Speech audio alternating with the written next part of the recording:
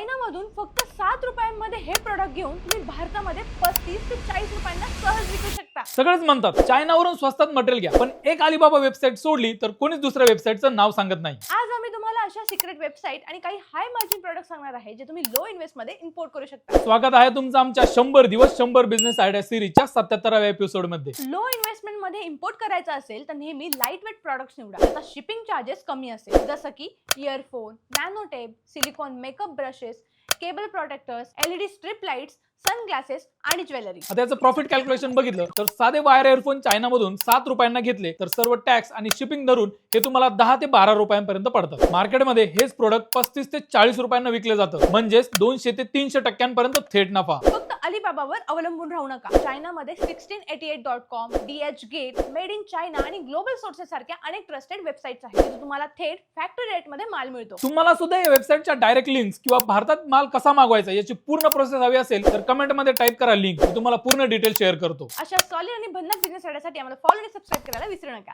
धन्यवाद।